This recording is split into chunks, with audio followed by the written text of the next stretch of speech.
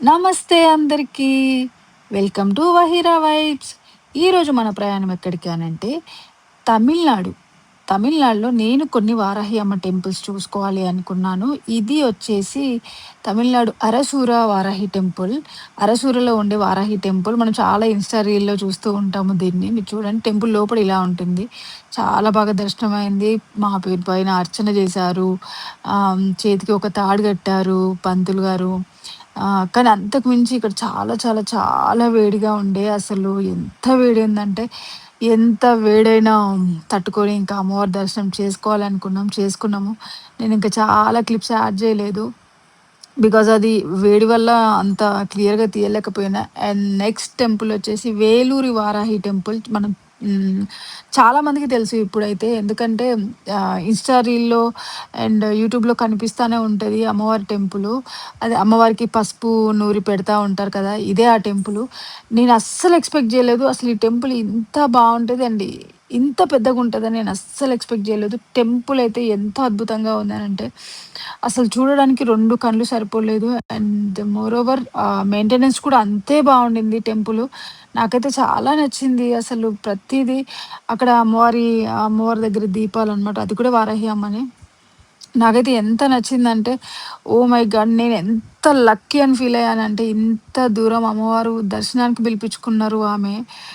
అసలు నేనేంటి ఇక్కడి వరకెళ్ళి అమ్మవారి దర్శనం చేసుకోవడం ఏంటి, నాకు ఆ 16 వీక్స్ ఫ్రైడే వ్రతం గూడా నాతో ఎలా జరిగిందో నాకు తెలీదు.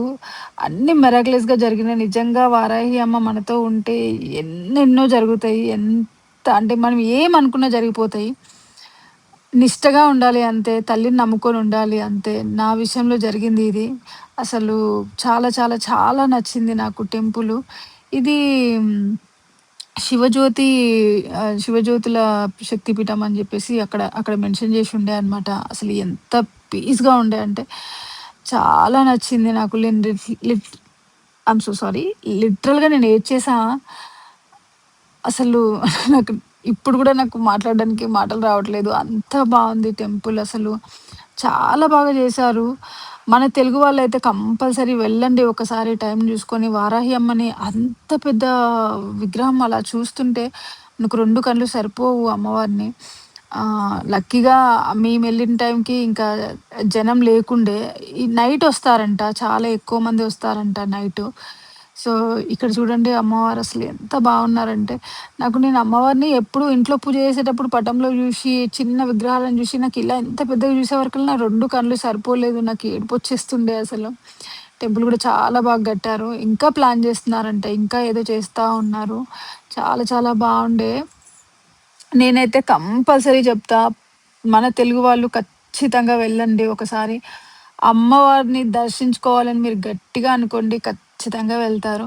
సో, ఇక్కడ చూడండి అసలు ఎంత బావుందంటే oh my God! Superb! Superb! మా పిల్లలకు గూడా చాలా నచ్చింది. అసలు వాళ్ళు గూడా పాపం ఎండ అనకుండా నాతో పాటు వస్తూనే ఉన్నారు. ఇది మనం అమ్మవారికి పసుపు కొమ్ము నూరి పెట్టాలి కదా! చూస్తూ ఉంటాం కదా! ఇక్కడే అన్నమాట. సో, ఇక్కడ అప్పుడప్పుడే పబ్లిక్ స్టార్ట్ అయ్యిర్రు. సో, ఇక్కడే ఫైనల్‌గా నేను గూడా అమ్మవారికి పసుపు పెట్టాను. అది నిజంగా నాకైతే ఏదో జన్మలో నేను పుణ్యం చేసుంటా. అందుకే నాకు ఈ అదృష్టం వచ్చిందేమో అని నేను చాలా అనుకున్నా.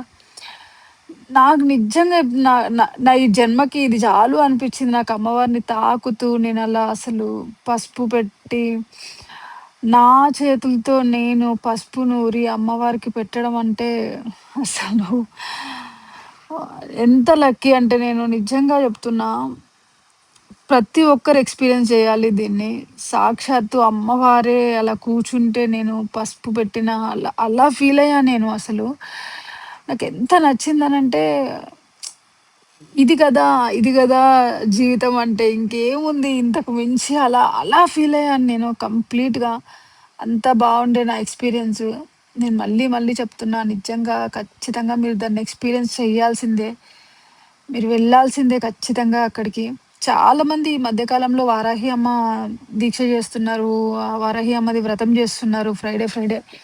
ఒక్కసారి మీరిక్కడికి వెళ్ళాలని ప్లాన్ చేయండి కంపల్సరీ. నాతో పాటు నా చిట్టి తల్లి గూడా మంచిగా అమ్మవారిని పసుపు పెట్టి అసలు నాకసలు అలా చేస్తుంటే అమ్మవారిని నేనే తాకుతున్నా అన్న ఒక ఫీలింగ్ అసలు నేను ఎప్పుడు ఇన్‌స్టా‌లో రీల్‌లో చూసినప్పుడు అసలు ఇక్కడికెళ్తానా నేను? నాకంత సీన్ ఉందా? అని అనుకునేదాన్ని. బట్ మా హస్బెండ్ కూడా అంతే కోఆపరేట్ చేసినారు తీసుకెళ్ళడానికి. చాలా అంటే తమిళనాడు బేసికల్‌గా చాలా ఎండ ఉంటది. జాగ్రత్తగా వెళ్ళండి. కంపల్సరీ మీరెళ్ళాలి.